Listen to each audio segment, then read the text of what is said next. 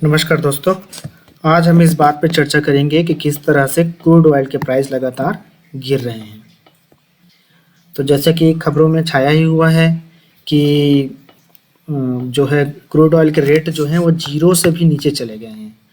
कितने हो गए हैं? जीरो से नीचे मतलब -$37 के आसपास जो है प्रति बैरल पहुंच गया है। कहाँ पहुंच गया है?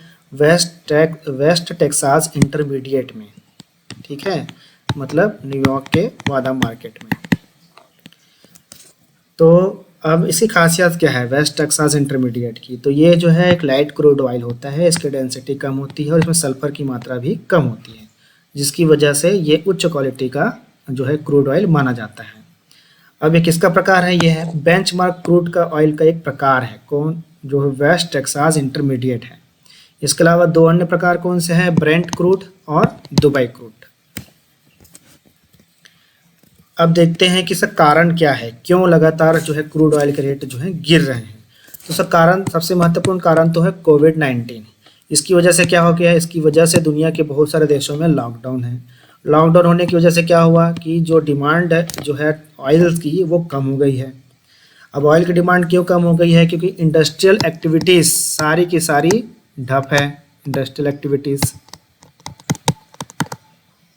फिर दूसरा कारण क्या है? दूसरा कारण ये है कि जो फ्लाइट है, तो बहुत सारे देशों में फ्लाइट ऑपरेशन, एविएशन ऑपरेशन को रोक दिया गया है, जिसकी वजह से क्या हो रहा है? उसकी वजह से ये हो रहा है कि फ्लाइट में जो यूज़ होता है एटीएफ जिसे हम कहते हैं, उसकी मांग कम हो गई है। तो इन सब वजहों से क्या हो गया है? इन सब वजहों से जो है क्रूड ऑयल की मांग लगातार कम होती जा रही है।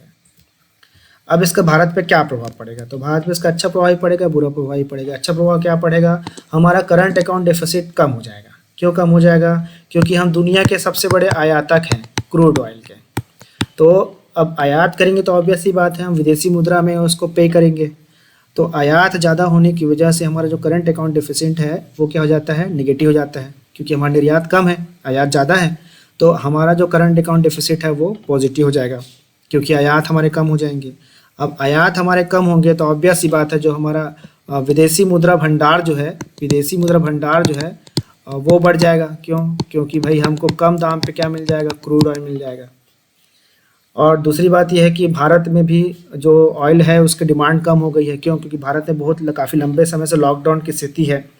इसकी वजह से भी यहाँ पर ऑयल के प्राइस जो है, ऑयल की डिमांड जो है लगातार कम होती जा रही है। तो उसकी वजह से हमारा विदेशी मुद्रा भंडार क्या हो जाएगा? बढ़ जाएगा। अब हम क्या कर सकते हैं? हम एक रणनीतिक स्टोर है, भंडार गृह है, कहाँ कहाँ? विशाखापट्टनम, मंगलोर और पाडुर में।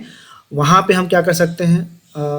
और अधिक ऑयल खरीद करके रख सकते हैं सस्ते दामों पर, ताकि जब बाद में जब उसकी मांग बढ़ जाएगी ऑयल की और उसका रेट बढ़ जाएगा, तब भी हमारे जो करंट अकाउंट डेफिसिट है उसके ऊपर बोझ कम पड़ेगा। अब और समझ लेते हैं ओपेक क्या होता है। तो ओपेक का मतलब होता है Organization of the Petroleum Exporting Countries, मतलब ऐसे देशों का समूह जो पेट्रोलियम प्रोडक्ट्स को निर्यात करता है। तो इसकी स्थापना कब हुई थी? इसकी स्थापना हुई थी 14 सितंबर 1960 को। इसका जो मुख्यालय वियना में है, जो ऑस्ट्रिया की राजधानी है, जो यूरोप में है। इसके फाउंडिंग मेंबर पहले 5 थे। कौन कौन? Iran, Iraq, Kuwait, Saudi Arabia और वेनेजुला। हालांकि वर्तमान में वेनेजुला इसका सदस्य नहीं है। और इसमें मेंबर कंट्रीज कितने हैं? 13। कौन कौन से कट्टर हैं? Indonesia, Libya, United Arab Emirates, Algeria, Nigeria, Ecuador, Gabon, Angola, Equatorial Guinea और कांगो। इंडोनेशिया भी सस्पेंड है। तो इस तरह से इसमें कितने मेंबर्स हैं? इस तरह से इसमें 13 मेंबर्स हैं। अब इनकी अर्थव्यवस्था पर क्या प्रभाव पड़ेगा ऑयल के रेट घटने से? तो इनकी इकोनॉमी में बहुत बड़ा स्थान है क्रूड ऑयल का। तो अगर उसका मांग कम हो जाएगी विश्व मार्केट में, मतलब इनका प्रॉफिट भी कम हो जाएगा। तो इसकी वजह से इसकी इकोनॉमी क्या हो सकती है? संकट में आ सकती है। अब इसकी इकोनॉमी संकट में आएगी, कम आय की प्राप्ति होगी, तो क्या होगा? जो सामाजिक सेवाओं पे जो खर्च करता है वो कम हो जाएगा। तो उसकी वजह से क्या होगा? उसकी वजह से जो मानव विकास सूचकांक है वो भी कम हो जाएगा। और क्या हो सकता है? सोशल अनरेस्ट बढ़ जाएगा, समाज में शांति बढ़ जाएगी, जैसे हम वेनेजुला में देख रहे हैं।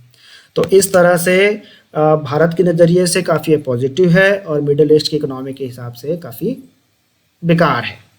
तो आज की वीडियो में बस इतना ही। अगले वीडियो में हम एक नए टॉपिक के साथ उपस्थित होंगे। तब तक के लिए धन्यवाद।